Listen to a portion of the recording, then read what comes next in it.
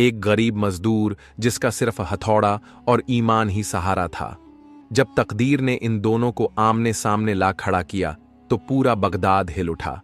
मोहब्बत, कुर्बानी, इम्तिहान और अल्लाह का इंसाफ, एक ऐसी दास्तान जो दिल तोड़ेगी भी और दिल जोड़ देगी भी। क्या हुआ था जानने के लिए वीडियो को पूरा देखिए और उससे पहले हमारे चैनल को सब्सक्राइब कर दो। चलो शुरू करते हैं। बहुत वक्त पहले की बात है। अरब के एक बड़े शहर दियार ए नूर में एक ऐसा बादशाह हुकूमत करता था जिसका नाम सुल्तान जैद बिन कासिम था। उसकी सल्तनत बहुत बड़ी थी, महल संगमरमर के बने हुए थे और उसकी रियाया उसे इंसाफ पसंद और रहमदिल बादशाह के नाम से जानती थी। अल्लाह ने उसे हर नेमत से नवाजा था, दौलत, ताकत, इज्जत और एक बेहद हसीन और नेक दिल बेटी जिसका नाम था शहजादी अमारा। शहजादी अमारा कोई आम लड़की नहीं थी। वह रेशमी लिबासों में पलने वाली मगर दिल से बहुत नरम और खुदा से डरने वाली लड़की थी। हर सुबह तहज्जुद के वक्त उठना, अपने ख्वाहिशात को रोककर गरीबों की मदद करना उसका मामूल था। वह अपने महल की बालकनी से दूर बस्ती की झोपड़ियों को देखा करती और अक्सर सोचा करती, क्या वहां लोग भी मेरे जैसे सपने देखते होंगे। उसी शहर की एक गंदी सी तंग गली में एक गरीब मगर बेहद मेहनती मजदूर रहा करता था, नसीर बिन सलमान। उम्र यही कोई 25 साल, छरहरा बदन, भूरी आंखें और मुसीबतों में तपे हुए चेहरे पर सुकून की झलक। हर रोज सुबह अजान के साथ उठता, वुजू करता, मस्जिद में फज्र की नमाज अदा करता और फिर अपने औजार उठाकर शहर के किसी कोने में मजदूरी करने निकल पड़ता। नसीर का बाप एक ईमानदार बढ़ई था जो अब इस दुनिया में नहीं था। मां एक बीमारी के चलते बिस्तर से लगी हुई थी। उसका छोटा भाई हसन अभी 10 साल का था। नसीर की जिंदगी सिर्फ 2 चीजों के इर्द गिर्द घूमती थी, रिज के हलाल और अल्लाह का भरोसा। शहजादी अमारा की आदत थी कि हर जुमे के दिन वो नकाब पहनकर महल की सादगी भरी बगीची से बाहर निकलती और गरीब बस्ती की औरतों को कपड़े, खाना और सिक्के बांटती। उस दिन भी वो महल से निकली मगर इस बार कुछ अलग हुआ। जब वो एक झुग्गी में पानी देने गई तभी उसका पांव फिसला और वो गिरने ही वाली थी कि अचानक किसी ने उसे थाम लिया। वो नसीर था। उसने झट से उसे संभाला और जैसे ही उसकी आंखें उस नकाब पोश लड़की से मिली, एक लम्हे के लिए वक्त रुक गया। अमारा ने भी पहली बार किसी मजदूर की आंखों में वो लज्जत देखी जो किसी शहजादे में नहीं मिली थी, इंसानियत और हया। आप खैरियत से हैं? नसीर ने झुककर पूछा। अमारा ने सर झुकाकर हां कहा और जल्दी से उठ खड़ी हुई। शुक्रिया, अल्लाह आपके जैसे नेक बंदों को सलामत रखे। नसीर ने झुककर सिर्फ इतना कहा, हमें बस अल्लाह की कबूलियत चाहिए, शोहरत नहीं, और वहां से चल पड़ा। शहजादी उस रात चैन से ना सो सकी। उसे वो सादा चेहरा, वो अल्फाज और वो आंखें बार बार याद आती रहीं। और उधर नसीर भी परेशान था क्योंकि उसे पता था कि वो जो लड़की थी वो आम नहीं थी। उसके लहजे में तहजीब थी, उसकी चादर में नूर था। शहजादी फिर उसी जगह पहुंची, इस बार कुछ देर पहले। वो चाहती थी कि दोबारा उस शख्स से मिले जिसने उसे गिरने से बचाया था। लेकिन नसीर आज कहीं और मजदूरी पर था। कई हफ्ते बीत गए मगर अमारा के दिल से नसीर का ख्याल न गया। बादशाह जैद ने ऐलान किया कि वो जल्द ही अपनी बेटी की शादी किसी शहजादे से करेगा, मुअत्तमिद बिन हारिस नामी एक बड़े वजीर के बेटे से, जो दिखने में रौबदार मगर दिल से बहुत खुदगर्ज और बेरहम था। अमारा ने जब ये सुना तो उसका कलेजा कांप गया। उसने अपनी मां के सामने खुलकर कहा, उम्मी, मैं इस शहजादे से निकाह नहीं कर सकती। मां ने हैरान होकर पूछा, क्यों बेटा? वो बहुत रुतबेदार है। अमारा की आंखों में आंसू थे। मुझे किसी के रुतबे की नहीं, उसके दिल की जरूरत है, और वो दिल मैंने एक मजदूर की आंखों में देखा है। बादशाह को जब ये बात पता चली तो वो सख्त नाराज हुआ। क्या एक बादशाह की बेटी किसी मजदूर से निकाह का ख्वाब देखे? ये मुमकिन नहीं। बादशाह गरजा, मगर अमारा ने साफ लफ्जों में कहा, अब्बा हुजूर, इस निकाह में मेरी रजामंदी नहीं होगी। महल में कोहराम मच गया।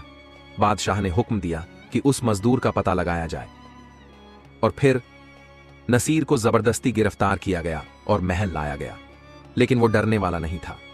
जब उसे बादशाह के सामने पेश किया गया तो उसने कहा, मैंने कभी हसरत नहीं की कि किसी शहजादी से निकाह करूं। मैं तो बस अल्लाह से दुआ करता हूं कि मुझे ईमान और इज्जत वाला रखे। अगर हमारा बीबी ने मेरा जिक्र किया है तो ये उनका दिल का साफ होना है, मेरा नहीं।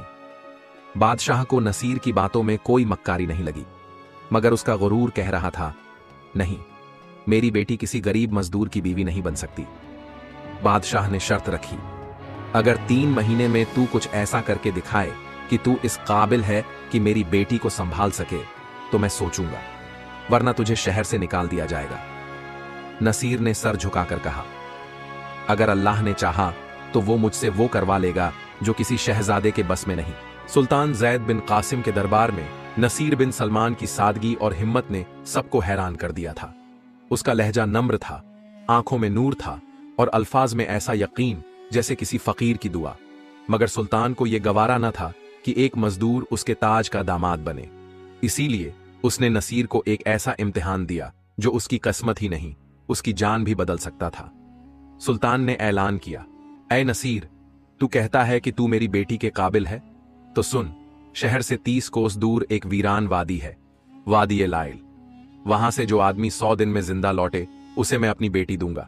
मगर याद रख, वहां ना पानी है, ना खाना, ना कोई इंसानी बस्ती, सिर्फ तपता सूरज, भटकती हवाएं और मौत की खामोशी है। दरबार में सन्नाटा छा गया।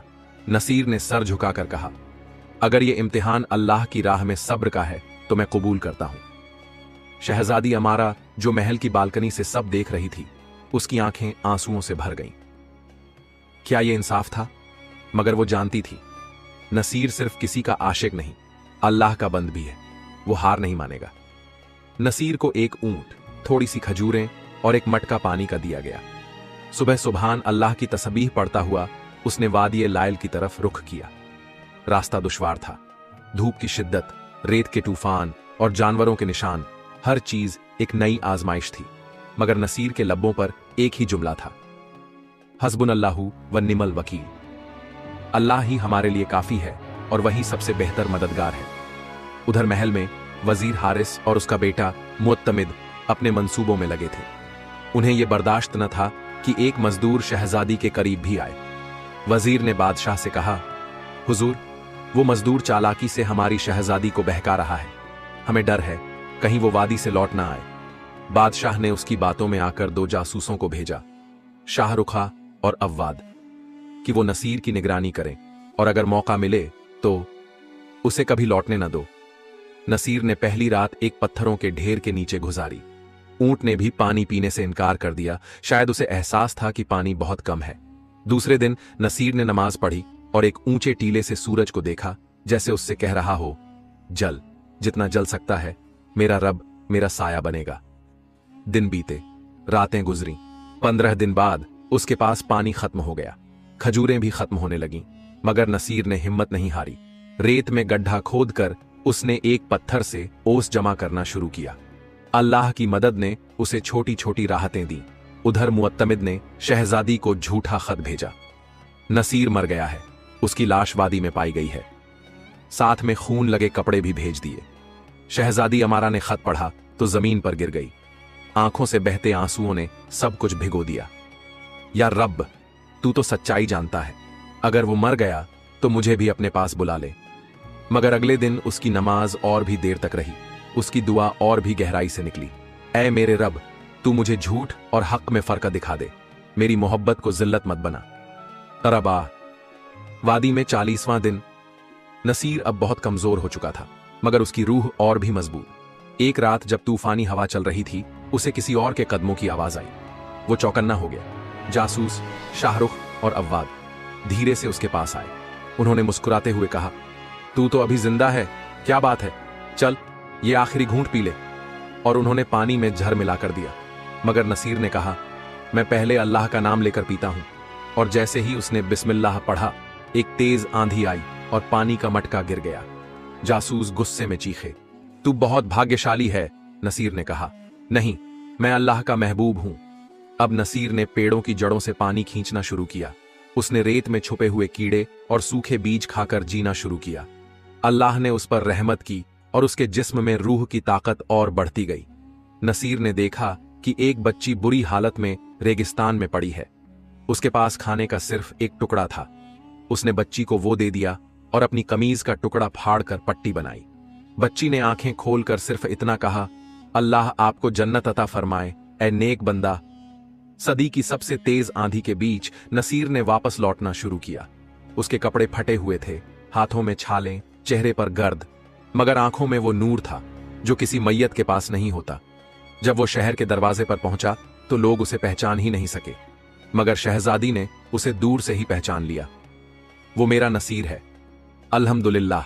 सुल्तान को जब पता चला कि नसीर वापस आ गया है तो उसे यकीन न हुआ।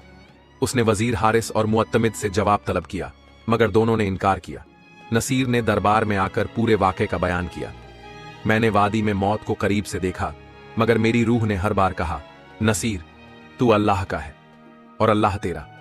सुल्तान की आंखें नम हो गई, मगर वजीर और उसका बेटा बौखला गए। तभी महल के एक नौकर ने गवाही दी, हुजूर, मैंने देखा था कि मुअत्तमिद ने वो झूठा खत शहजादी को भेजा था और वही 2 जासूस वादी में गए थे। सुल्तान ने गुस्से में आकर कहा, जिसने मेरी बेटी को धोखा दिया और एक नेक बंदा का कत्ल करने की कोशिश की, वो इस सल्तनत के लायक नहीं। वजीर को बर्खास्त किया गया, मुअत्तमिद को शहर से निकाल दिया गया और फिर सुल्तान ने कहा, ऐ नसीर, तूने जो सब्र, ईमान और इंसानियत दिखाई वो किसी शहजादे में नहीं। मैं तेरे हाथों में अपनी बेटी की जिंदगी सौंपता हूं। शहर ए बगदाद की गलियां आज कुछ अलग ही तरह से महक रही थीं, जैसे हवाओं में कोई मीठा पैगाम हो, जैसे फरिश्ते भी जमीन पर उतर आए हों। मस्जिदों के मीनारों से अजान की सदा जोरों पर थी और हर गली में लोग एक दूसरे को मुबारकबाद दे रहे थे, क्योंकि आज बादशाह की बेटी शहजादी अमारा का निकाह था, एक गरीब मगर नेक और सच्चे दिल के इंसान से, नसीर बिन सलमान से। सुल्तान जैद बिन कासिम ने ऐलान किया था कि निकाह मस्जिद ए नूर में होगा, वो जगह जहां उसने अपनी सल्तनत की पहली नमाज पढ़ी थी। पूरे शहर को दावत दी गई, हर शख्स को जमीन पर बिछाए गए दस्तरख्वानों में बिठाया गया। बादशाह और मजदूर, उलेमा और ताजिर, सब बराबर। नसीर एक सफेद कुर्ता और सादा अमामा पहने, आंखों में झुकी हुई शर्म और रूह में रजा के साथ मस्जिद में दाखिल हुआ। शहजादी अमारा ने भी एक हल्के गुलाबी लिबास में पर्दा ओढ़ रखा था। उसके होंठ दुआ पड़ रहे थे, या अल्लाह, इस मोहब्बत को अपने नाम से महफूज रखना। काजी साहब ने निकाह शुरू किया। ए नसीर बिन सलमान, क्या तुम शहजादी अमारा बिन्त जैद को अपने निकाह में कबूल करते हो? नसीर की आवाज गूंज उठी, कबूल है, कबूल है, कबूल है। अमारा के लब भी कांपे और फिर उसने भी उसी यकीन से कहा, मैं भी कबूल करती हूं, अल्हम्दुलिल्लाह। मगर जहां एक तरफ शहर में चरागा था, वहीं महल के कुछ कोनों में अब भी साजिशों की रूहें जिंदा थीं। वजीर हारिस, जो अब बर्खास्त हो चुका था, मगर उसके गुस्से और हसद ने उसे खामोश न रहने दिया। वो शहर के बाहर एक पुरानी कोठी में रह रहा था और वहीं से अपना अगला मंसूबा बुन रहा था। मैं इस गरीब को बादशाह बनने नहीं दूंगा, मेरी बर्बादी का बदला अब अमारा और नसीर की बर्बादी से लूंगा। उसने अपने एक पुराने साथी कासिद मोहसिन बॉन को बुलाया, एक तांत्रिक और चालाक फरेबी जो जादू टोने और नकली चमत्कारों से लोगों को धोखा देता था। निकाह तो हो गया, मगर इसकी रात कब्र बनानी होगी। निकाह के बाद नसीर और अमारा को महल के एक हिस्से में अलग कमरा दिया गया। अमारा ने पर्दा गिराकर सुबह की नमाज पढ़ी और कहा, नसीर, तुम्हारे साथ ये रिश्ता सिर्फ मोहब्बत का नहीं, रब की मर्जी का है। नसीर मुस्कुराया, मगर उसी वक्त महल के दरवाजे पर शोर मचा। एक सिपाही भागता हुआ आया, हुजूर, शहर के बाहर से झर फैलाने वाली हवाएं आ रही हैं, कई बच्चे बीमार पड़ गए हैं, कुछ लोग बेहोश हो गए हैं। नसीर और अमारा फौरन मस्जिद की तरफ भागे जहां बीमारों को रखा गया था। नसीर ने अपनी चादर फर्श पर बिछाई, लोगों को लिटाया और अपने हाथों से पानी पिलाने लगा। उसी वक्त एक बूढ़ा शख्स आया, उसकी आंखें लाल, कपड़े फटे, हाथ में एक शीशी थी। वो चुपचाप बीमारों के पास गया और कुछ पढ़कर फूंकने लगा।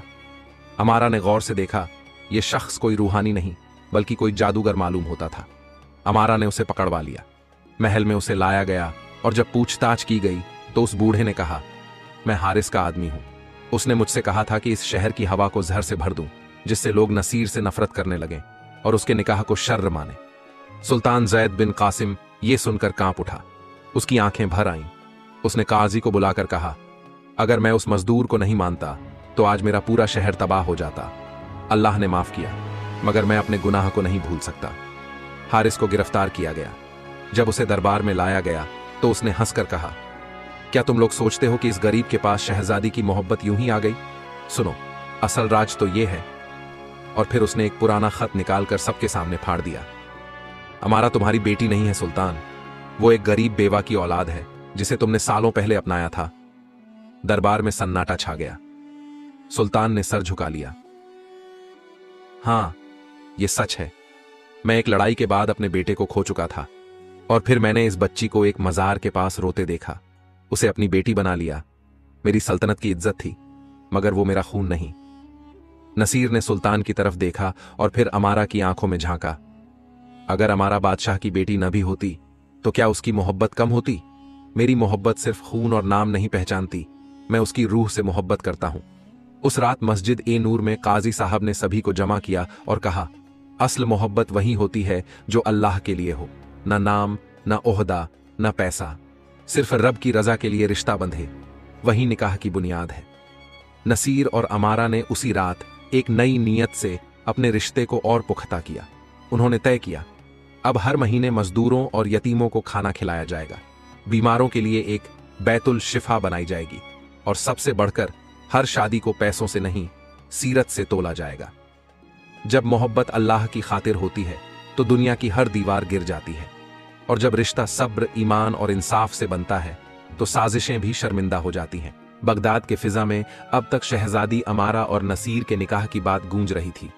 हर तरफ लोग कहते, देखो कैसे एक गरीब मजदूर ने अपने अच्छे अखलाकम और पाक नियत से शहजादी का दिल जीत लिया।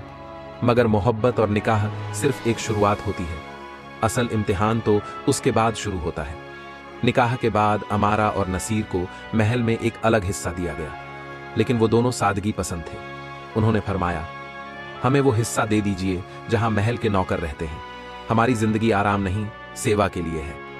नसीर हर रोज फज्र की नमाज के बाद कुरान की तिलावत करता और फिर गरीबों के बीच चला जाता। अमारा भी पर्दे में रहते हुए लड़कियों को तालीम देने लगी, उन्हें हया, नम्रता और कुरानी तालीम सिखाने लगी। एक दिन नसीर को मस्जिद के इमाम ने एक पुरानी लकड़ी की संदूक दी। कहा, ये तेरे वालिद सलमान की अमानत थी। उन्होंने वसीयत की थी कि जब तू निकाह कर ले तो इसे खोलना। नसीर ने संदूक खोली। उसमें एक कुरान शरीफ था, कुछ पुराने खत और एक चिट्ठी। बेटा नसीर, तू एक मेहनतकश मजदूर बन, मगर तेरा दिल सुल्तान से भी बड़ा हो। लोगों की खिदमत करना, मगर अपने रब से कभी ना हटना। तेरी बीवी अगर नेक हो तो उसे अल्लाह की रहमत समझना, और अगर किसी दिन मुसीबत आए तो सब्र का दामन मत छोड़ना। नसीर की आंखें छलक उठीं। कई महीने गुजर गए। एक रोज आधी रात को महल के उस हिस्से में आग लग गई जहां गरीबों के लिए दवाएं और राशन रखा गया था। लोग चीखते हुए भागने लगे। अमारा और नसीर दौड़ते हुए पहुंचे। बिना जान की परवाह किए वो दोनों आग में घुस गए। नसीर ने कई बच्चों को बचाया, मगर तभी अमारा का पैर एक पत्थर से टकराया और वो गिर गई। धुआं और आग के दरमियान नसीर ने उसे कंधे पर उठाया और किसी तरह बाहर लाया। सुबह होते ही दरबार में एक अफवाह फैल गई। महल में आग जानबूझकर लगाई गई और उस हिस्से का जिम्मा नसीर के पास था। वजीर हारिस तो पहले ही जेल से भाग चुका था। अब उसका पुराना साथी ताजिर इरफान हर सामने आया। उसने कहा, नसीर ने सबूत मिटाने के लिए आग लगाई। वो गरीबों के नाम पर राशन बेच रहा था। अचानक दरबार में शक के बादल मंडराने लगे। कुछ दरबारी बोले, मुल्क का दामाद होकर भी अगर धोखा दे रहा है तो। सुल्तान जैद बिन कासिम परेशान हो गया। उसने कहा, अगर नसीर बेगुनाह है तो अल्लाह उसका हाफिज है, मगर अगर वो गुनहगार निकला तो मैं खुद उसे सजा दूंगा। अमारा ने इस इल्जाम को सीने से लगाया, मगर उसने खामोशी इख्तियार नहीं की। उसने 3 काम किए। 1, सारा हिसाब किताब खुद देखा। उसने हर पर्ची, हर दस्तावेज जमा किए। फिर एक खास तहकीकात करने वाले मुफ्ती को बुलाया। 2, गवाहों को बुलवाया, खास तौर से वो मजदूर जो हर रोज महल आता था। 3, उस जगह का दौरा किया जहां से आग शुरू हुई थी। अमारा को एक पुराना तेल का पीपा मिला जिसमें लिखा था बुखारी ट्रेडिंग कंपनी। ये वही कंपनी थी जिसके मालिक इरफान थे। जुमा के दिन मस्जिद में सुल्तान ने सभी को जमा किया। नसीर सिर झुकाए खड़ा था। उसकी आंखों में न तो डर था और न ही शिकवा। अमारा ने दस्तावेज पेश किए। एक खत जिसमें इरफान ने हारिस को लिखा था, उस जगह आग लगा देना जहां से सबूत मिट जाएं। गवाह जिसने देखा था कि 2 आदमी रात में उस हिस्से में दाखिल हुए थे, नसीर नहीं। सुल्तान ने इरफान को गिरफ्तार करने का हुक्म दिया। उसने कबूल कर लिया, हां, हारिस का बदला पूरा करने के लिए मैंने सब किया। मुझे अमारा से नफरत थी क्योंकि उसने एक मजदूर से निकाह कर लिया था। नसीर ने सर उठाया और कहा, अगर मैं चाहता तो दरबार से गिला करता, मगर मैंने सब्र किया क्योंकि मेरे रसूल ने भी तौहीन पर सब्र किया था। मैं चाहता था कि सच खुद बोले। सुल्तान की आंखें भर आईं। उसने दरबार में ऐलान किया, आज से नसीर न सिर्फ मेरी बेटी का शौहर है, बल्कि इस सल्तनत के वजीर ए आम भी होंगे, जो हर गरीब की आवाज बनेंगे। इरफान को शरियात के मुताबिक सजा दी गई। हारिस को गिरफ्तार कर लिया गया और फिर शहर से निकाला गया। सुल्तान ने कहा, जो मजलूम पे इल्जाम लगाता है उसका अंजाम शर्मनाक होता है, और जो सब्र करता है अल्लाह उसे अजमत देता है। उसी रात नसीर और अमारा ने मस्जिद ए नूर में तहज्जुद की नमाज अदा की। दोनों ने हाथ उठाए, या रब, तेरा शुक्र है तूने जिल्लत को इज्जत में बदल दिया। हमारी मोहब्बत को सब्र, इंसाफ और दुआओं से महफूज कर। सबक 1, शान और शौकत में नहीं बल्कि अखलाक का और सब्र में इज्जत होती है। 2, अगर नियत पाक हो तो अल्लाह ताज भी देता है और तसल्ली भी। 3, मोहब्बत सिर्फ लफ्ज नहीं बल्कि कुर्बानी और सब्र का नाम है। 4, औरत अगर नेक हो तो वो तामीर करती है, इमारतों की नहीं रिश्तों की। 5, दुनिया चाहे जो कहे मगर जो अल्लाह से जुड़ा रहे उसे कभी हार नहीं मिलती। या रब्बुल इज्जत हमें नसीर और अमारा जैसा सब्र, मोहब्बत और ईमान अता फरमा। जब तू हमें आजमाए तो हमें हिम्मत दे, जब तू ले तो हमें शुक्र करने की तौफीक दे। हमें जाहिरी ताज नहीं बल्कि नेक दिल और पाक नियत का हुकूमत अता फरमा। हमें ऐसा रिश्ता अता कर जो सिर्फ दुनिया में नहीं जन्नत तक चले। आमीन। वीडियो को लाइक्स करें ताकि हमें और हौसला मिले। अपने दोस्तों और परिवार के साथ शेयर करें ताकि और लोग भी इस वाकया से सबक ले सकें। चैनल को सब्सक्राइब करें और बेल आइकॉन दबाएं ताकि आप हमारी नई कहानियों को मिस न करें। कमेंट में बताइए कि इस वाकया ने आपको क्या सबक दिया और अगली कहानी किस टॉपिक पर होनी चाहिए, कमेंट में जरूर बताइए। जल्दी मिलते हैं एक और नई इबरतनाक इस्लामिक कहानी के साथ। अल्लाह हाफिज।